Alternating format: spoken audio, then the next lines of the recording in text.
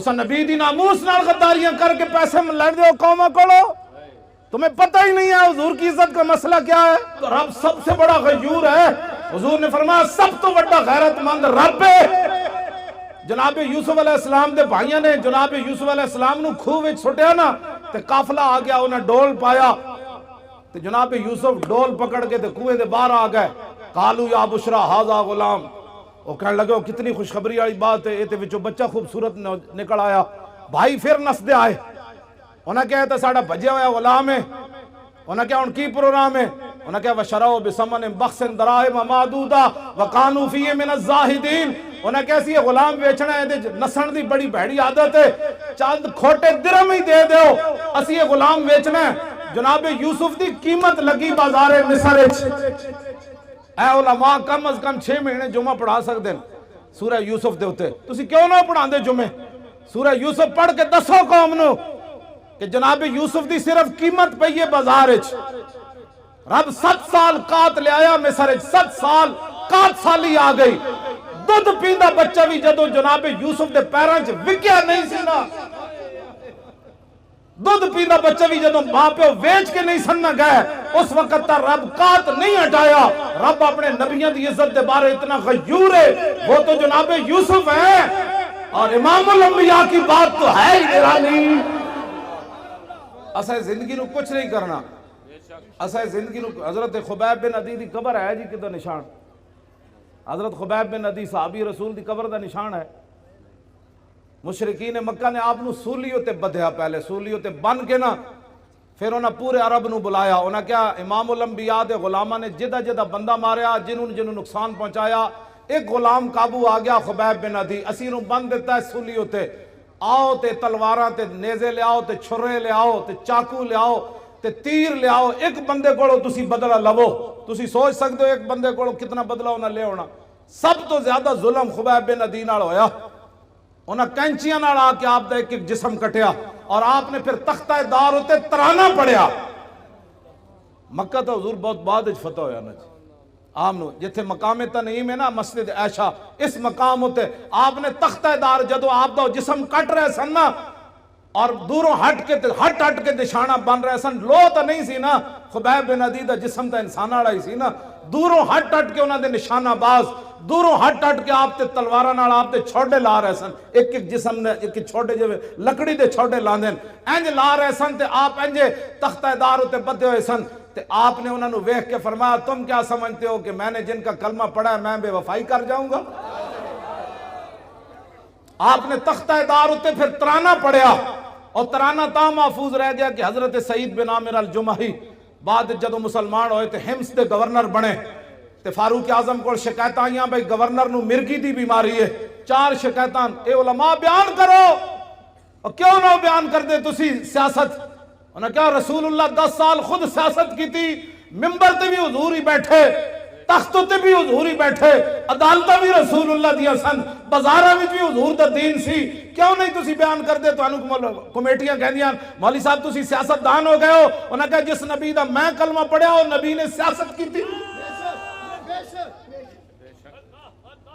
یہ حضور تاں گل محفوظ رہ گئی کہ سعید بن عامر جڑے اس موقع تے موجود سن نہ جو کلمہ نہیں سی انہاں پڑھیا، بعد جو انہاں کلمہ پڑھ لیا.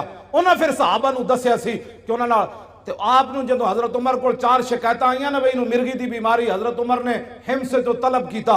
میں جدو حمص دی حدود داخل ہویا نا جی ملک شام جدو میں گئے سی تو میری اکھاں رون لگ پئیاں سن کہ اے او شہر ہے جدے وچ گورنر حضرت سعید بن عامر الجمحی. قبر میں نو نہیں ملی، میں اتھے حاضری ضرور دی خالد بن ولید دی قبر تے، آپ دی قبر میں نو مل گئی، میں اتھے حاضری دیتی. بہرحال سعید بن عامر الجمحی جدو حضرت عمر کو آئے نا 4 شکایتاں سن، انہاں وچ ایک مرگی دی بیماری.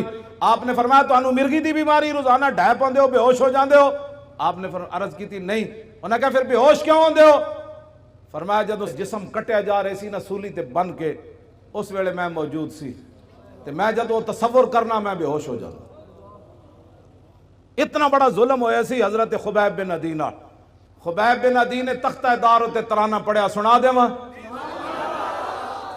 لقد جمع الاحزاب حولی والبوا قبائلهم واستجمعوا كل مجمعی وكلهم مبدل عداوت جاہد علی لانی فی وساکم بمضیعی وقد جمعوا ابناهم ونساهم وقربت من جزع طويل ممنعي وقد خيروني الكفر والموت دونا وحملت عيناي من غير مجزعي فلست بمبد للعدو تخشعا ولا جزعا إني إلى الله مرجعي وما بي حذار الموت انی لمیت ولکن حذاری جحم نار ملفعی. جب آپ کا جسم کٹ رہے سن تو اس شعر دا معنی میں فرمایا میں موت سے نہیں ڈرتا، موت تو ایک دن آنی ہے.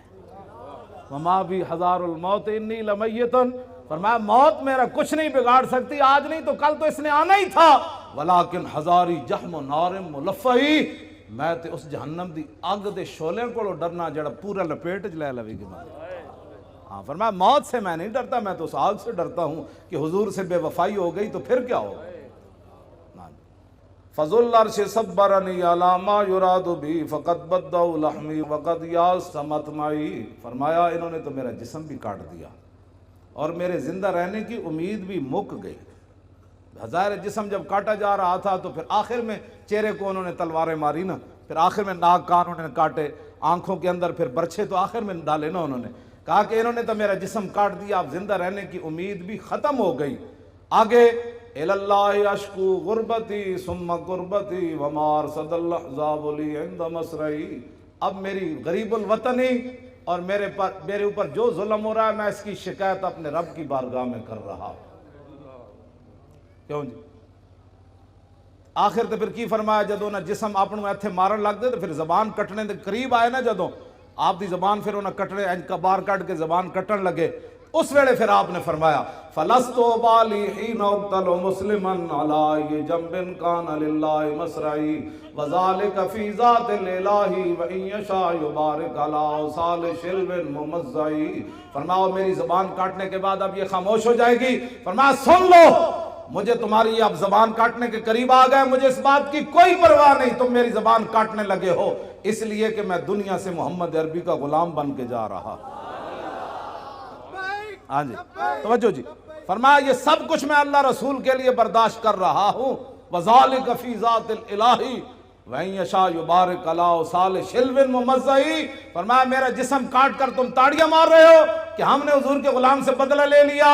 فرمایا جس رب کے لیے میں نے یہ اذیتیں برداشت کی ہے نا، میرا رب قادر ہے میرے کٹے ہوئے جسم کو پھر جوڑ دے گا ایسے کر کے. بس یہ اسلام ہے.